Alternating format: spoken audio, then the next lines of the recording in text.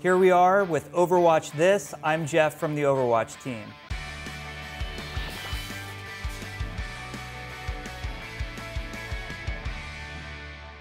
Hello YouTube and welcome to yet another episode of Overwatch This. We've hit episode 35, which is a milestone of no significance. Speaking of which, Ben Barrett here with Mr. Matt Purslow. Also of no significance. There we Yeah, go. And there isn't a ton going on this week. Not a huge amount. No. The patch hit PTR slightly after our last episode, so we're going to talk about that a little bit. There's some stuff to do with double XP happening this weekend, which we'll go over. And there was also a patch this morning, last night, that was very small that we'll start off with. So the patch last night was pretty small. It was just a few kind of bug fixes. Yeah. The big thing about it was that, as I think Jeff Kaplan promised that this was going to happen, you can now dance on the payload. Yay!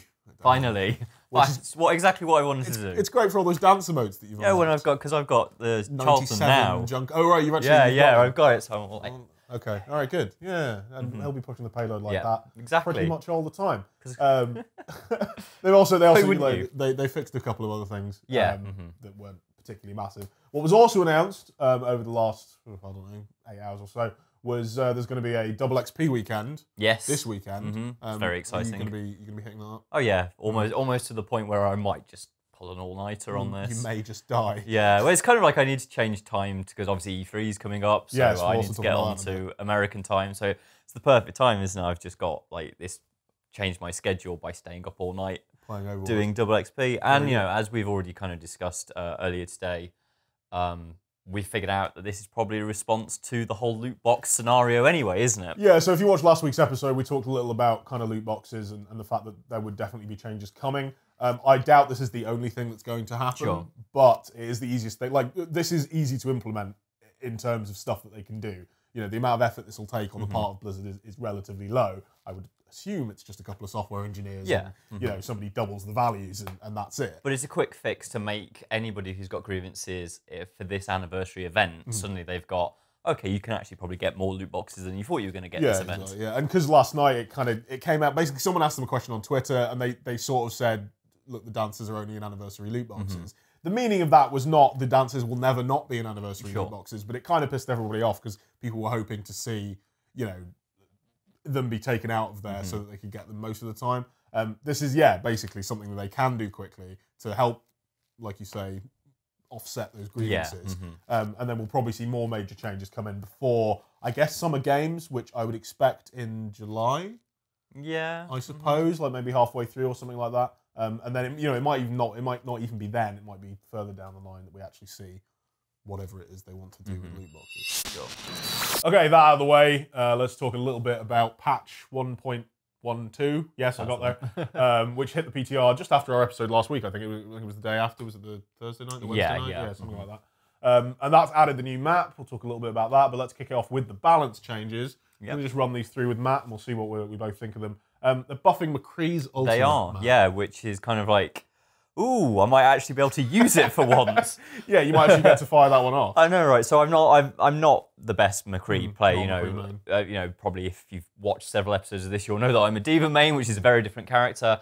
And I've always found that trying to do Deadeye, you get the high noon and you get like all your little things come together, and by the time you've managed to get all of them, someone, exactly, or a Farah's kind of come behind you and burn you up. Well, now they're reducing the timing from 0.8 seconds to 0.2 to start locking on, which means that like in less than a quarter of a second you can have a target lock and you can fire that off should you have managed to get the 4 you were hoping for, or whatever, you've got a group. Yeah, and you should actually be able to do like a little bit of damage, because they're also increasing the amount of damage that you do after a shorter charge. So if there are people on low HP, if you're playing a competitive game and you're hitting a team with like a large number of AoE stuff and they're all taking a little bit of damage, you should actually be able to take them out with a Q. It's an interesting change. It's a very worrying ult to change, because like when you first saw Overwatch, I mean, way back when in like 2014, you heard about Deadeye and you're like, there's no way that's balanced, surely.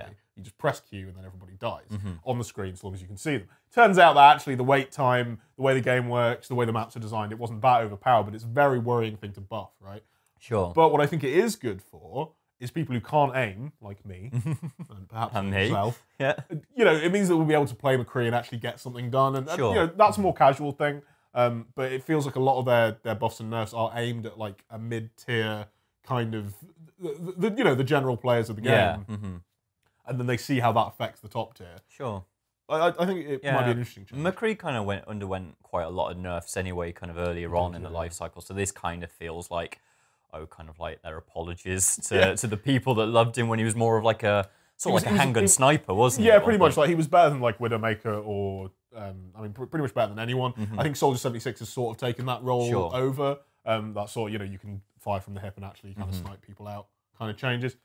So next is Reaper. Yeah. This is kind of a big change for its passive. This is quite, when I first heard it, I was like, ooh, this is a...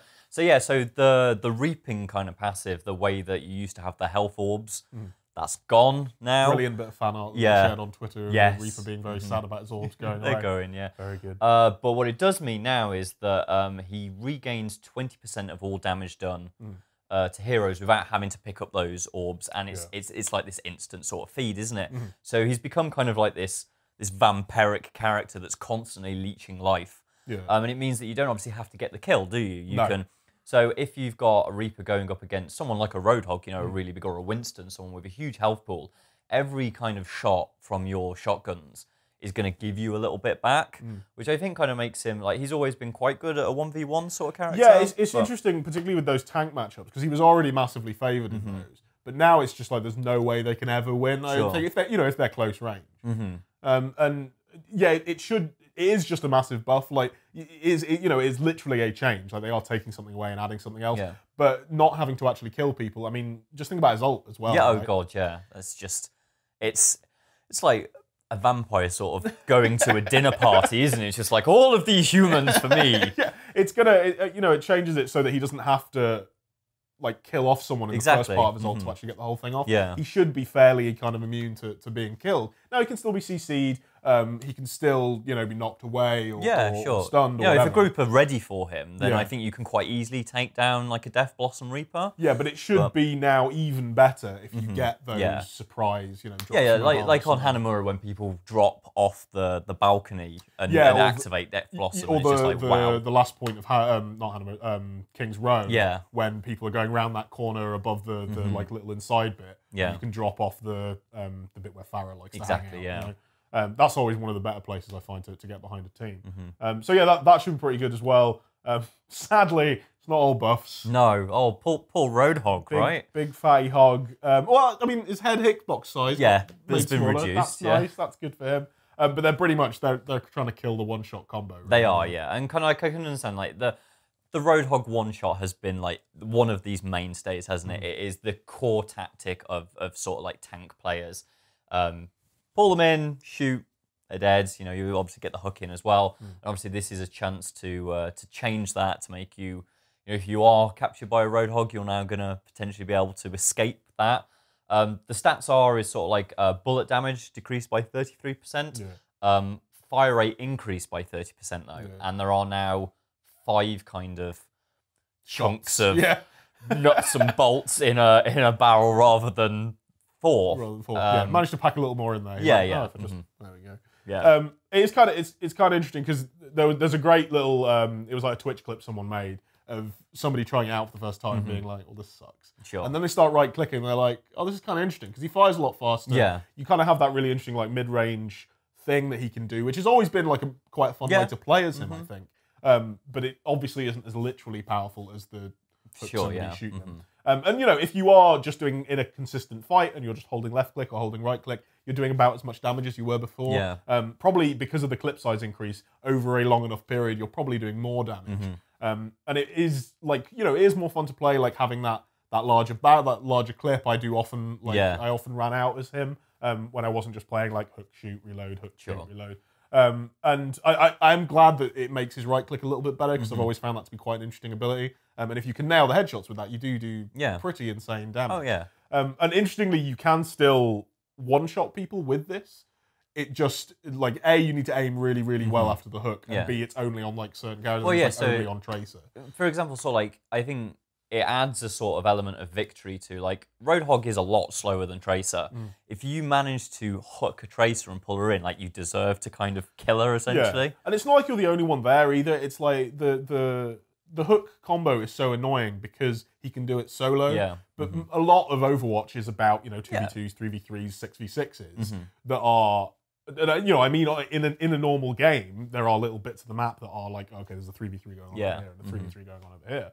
And yeah, it's not like you're alone. And if you're managing to do, however much damage it is, like 160 or something on average, all your like allies have got to do is fire a Helix rocket or swing a Reinhardt hammer or something, and that character is going to die anyway. And obviously, it's still really good against characters that don't have escapes. Yeah. Hitting characters that have got their stuff on cooldown, so you hit the Tracer just after she recalls, or the Reaper after he reappears. But it kind of sucks if you've got really into that. Oh yeah, like if you've spent like the last year mastering that system, to be told like now anybody that's kind of above like 150 health is now not a guaranteed. Yeah, take. And the other thing about it as well, and this is something that I think is quite unique to Overwatch, is the character of Roadhog is very much. It feels like he was built around this idea of, if he gets to you, that's the end of you. Sure. He's this, this big nasty guy, and he's super heavy, and he'll just beat you up, and that's the end. And he really likes to mess people up, and now that's being taken away, and it feels like a lot of that identity maybe is going. Maybe we'll see. We'll see how people adapt, and that's always been the thing with the buffs and nerfs in Overwatch is people adapt and realise, with Symmetra, people loved Symmetra, I think. Yeah, I think so, her changes were good for her character. So we'll see, if this is good for Rhodey. Yeah, and similar to Lucio, like it looked like they were trying to nerf him, but he's still just as good as he was, and he's way more fun to play. So that's all the stuff with characters. There was also a map. Now, I don't know if you played much on the PTR. I haven't. No, you're the guy for this. I played a little bit of this. I think I played like a couple of games. It's pretty. I think it's quite a nice map. It's a bit weird. They haven't done very much with the 0G stuff. So there's only one kind of pocket, it's like one very small section that there's not really much reason you would go into. Yeah, but I mean, kind of Jeff was sort of like, they explained this idea that they tried it, didn't they? The entire map was in low gravity. Yeah. And it just wasn't working. Yeah. But they've given you this option now, isn't they? That you can, is it through custom games? You can actually apply. Yeah, you can apply on any map as well. So if you want to have a go. on Anima. I mean, I imagine zero gravity with kind of, those matches, and I've always liked them on the Brawl playlist where you've got, it's just Pharaohs and Mercies. Right. And it's just that, you're constantly and so in every the sky. jump is like jump jets. Yeah. that might be quite good, actually. Yeah, it'd be interesting to see what people have done with custom games. If you've seen anything particularly interesting, do let us know in the comments below. The map itself has a nice number of little Easter eggs on it. It's a very nicely put together map. It's actually their first main map since Eichenwald. Yes. No, sorry, there was Oasis as well. But it's their first non-control map. Yeah, it's an assault map, isn't it? Yeah, it is. Yeah, it's a 2CP map. And I'm actually quite interested to see what's going to happen with it in terms of the pro scene, because 2CP has always been quite controversial. People don't like them too much. They can lead to quite boring games. So I do wonder how this one's going to, match up with that. Yeah. What the level designers have learned in a year of Overwatch now, in making maps particularly. Okay, that's everything for this episode of Overwatch This. We sadly will not be back next week, pretty much unless Doomfist is announced, in which case we'll probably throw something together rather quickly. Because it's E3 week, the camera isn't even going to be in the office. Everyone's going to be dead. I don't think I'm even going to be in on Wednesday. No. I'm going to be working from home to cover all that stuff. Do keep your eye on the channel, though, because we're going to have loads of videos coming up, both from E3 and, trailers and all the rest of it, that sort of thing. Anything that you enjoy in video games, I'm sure we'll have something on it, because goodness me, there's going to be a lot going on. Thanks for joining us. Do hit like if you enjoyed the video, subscribe for more, and we'll see you next time.